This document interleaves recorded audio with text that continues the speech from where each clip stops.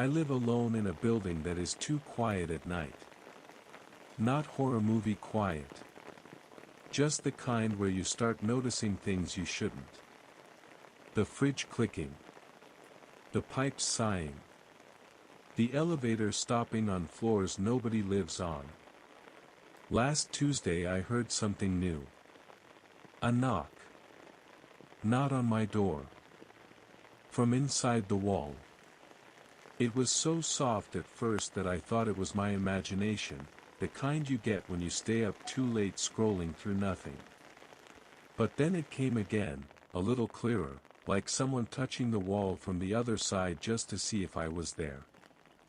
I stood in the middle of the living room holding my phone, not even recording, just needing something in my hands so I wouldn't feel as stupid for being scared of drywall. The knock came again. 3 times. Slow. Careful. Like it was learning my breathing pattern. I pressed my ear to the wall. I could hear the building behind it, a long hollow tunnel of space that wasn't supposed to carry sound like that. I whispered hello, immediately hating myself for it. Nothing answered. I told myself it was pipes. It was always pipes. Until it wasn't. That night I didn't sleep. I lay on my couch with the lights on, listening to the building remember things it shouldn't remember, waiting for the knock to return, trying to convince myself that I was still alone. The next morning I felt ridiculous. No bruises. No scratches. No signs of anything strange. Just a wall. I knocked back. Not hard. Just enough to feel the vibration in my fingers. Nothing happened. I laughed at myself, louder than I needed to, the sound bouncing off the empty apartment like proof that I was still in control. Pipes. Old wiring. Expansion cracks. That was the list I kept repeating while I made coffee and tried not to remember how careful those 3 knocks had sounded. After work I stopped by the building office. The woman behind the desk didn't look up when I asked about the empty apartment next to mine. "There is no apartment next to yours," she said. I thought she misunderstood, so I explained again. My unit. The wall. The knocking. She finally raised her eyes. They weren't confused. They were tired. "Your floor plan doesn't have a neighboring unit on that side," she said. "It backs into the service corridor." I asked if I could see it. She shook her head. "Tenants don't go in there." I walked back upstairs with my coffee turning cold in my hands, the hallway suddenly feeling narrower than it had that morning. I stood in front of my door longer than necessary, staring at the spot where the knock had come from, trying to imagine a corridor behind it that could carry a sound like that. When I unlocked the door, the apartment was silent. Too silent. I set my bag down. And the knock came back. This time I didn't freeze. I grabbed my keys and ran back into the hallway, my heart already too loud in my ears. I walked to the end of the floor where the stairwell was, the place nobody really uses because the elevator is faster. There was a gray metal door I had never noticed before. No sign. No number. I turned the handle.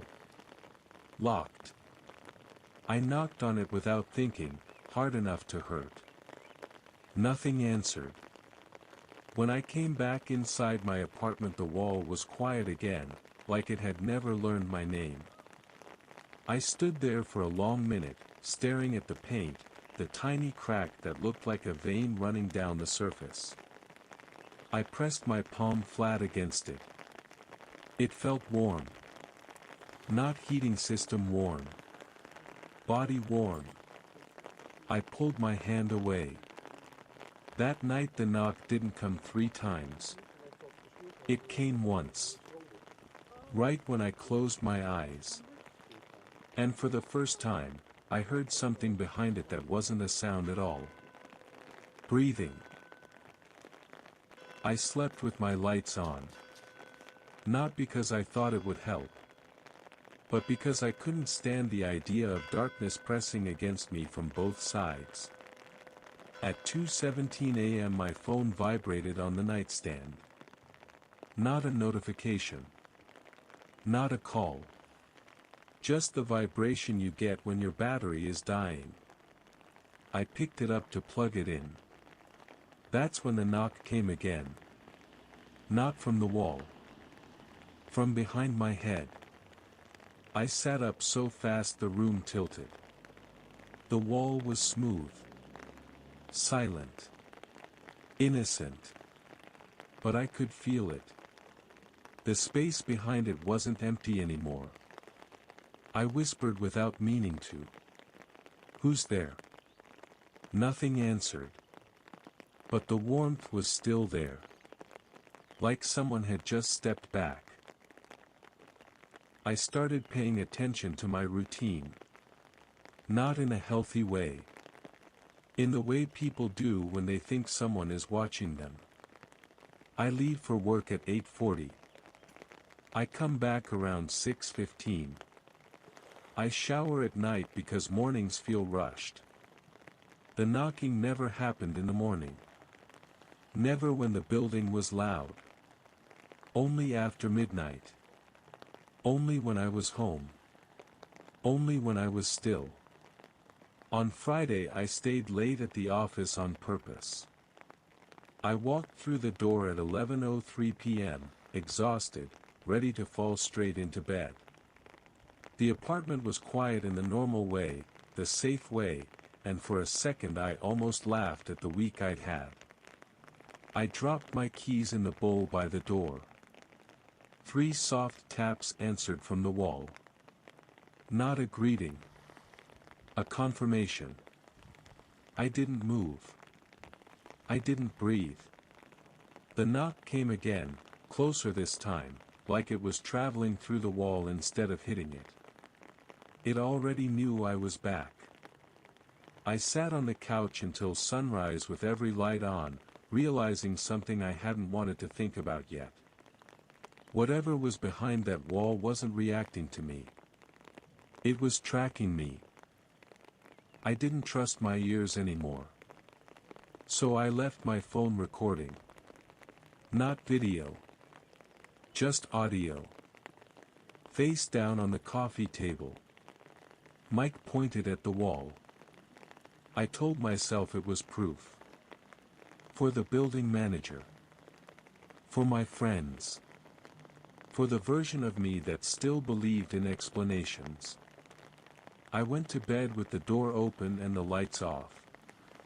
Trying to pretend I was brave instead of tired. At 1:52 a.m. the knock came. I didn't move. At 1:53 it came again.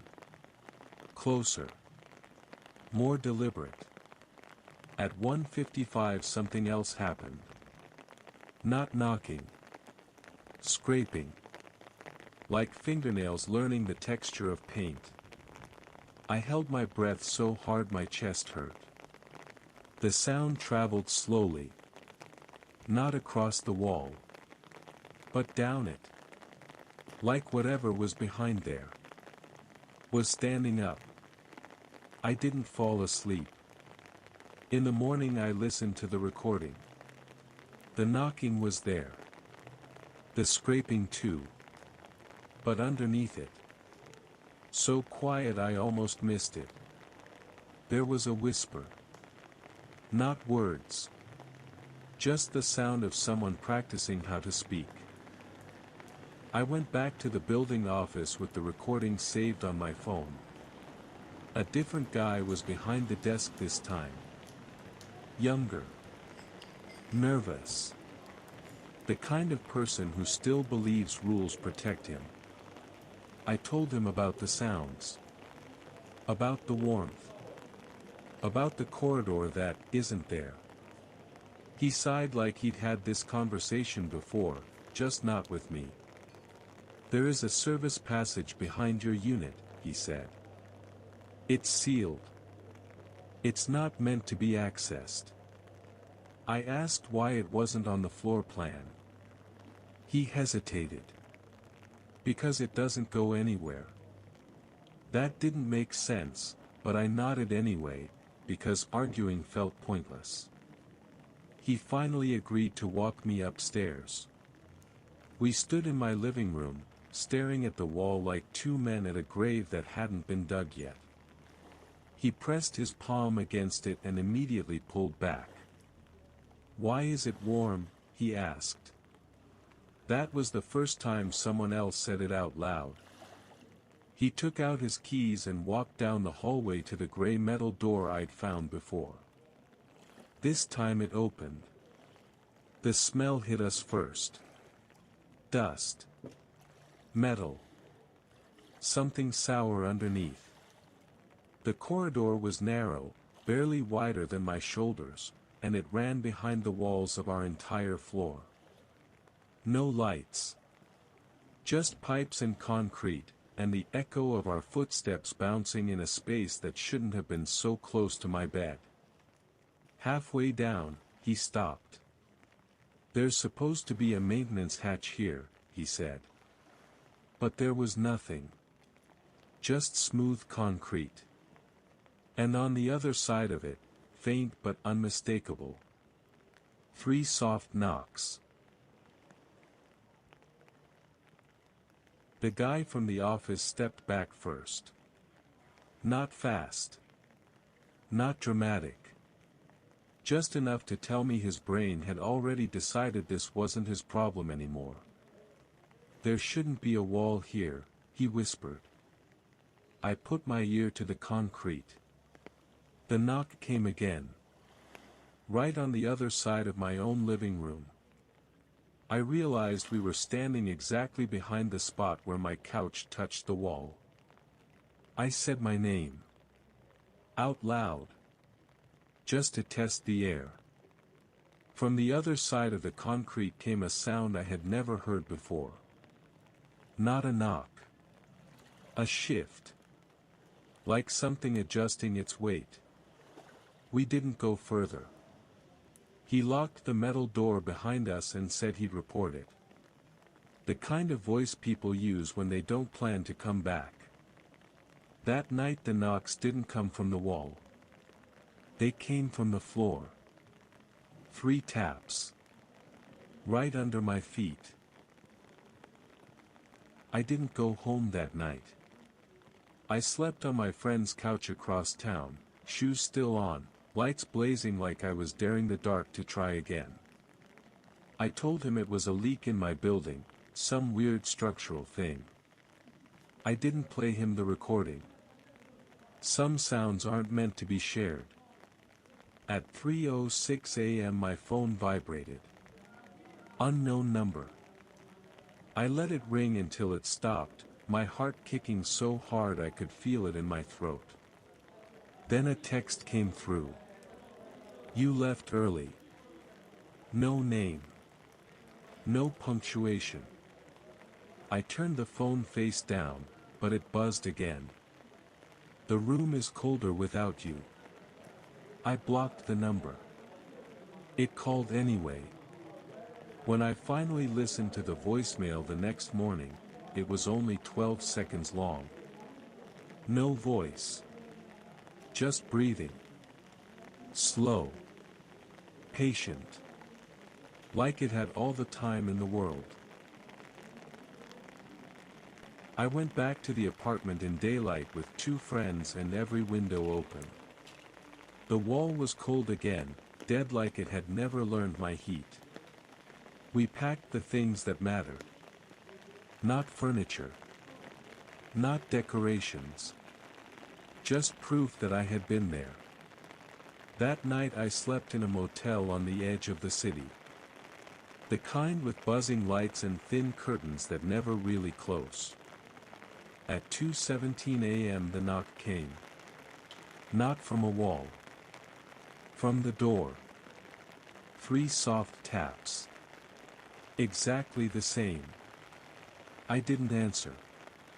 And if you ever hear a knock in a place that doesn't make sense, don't try to find it.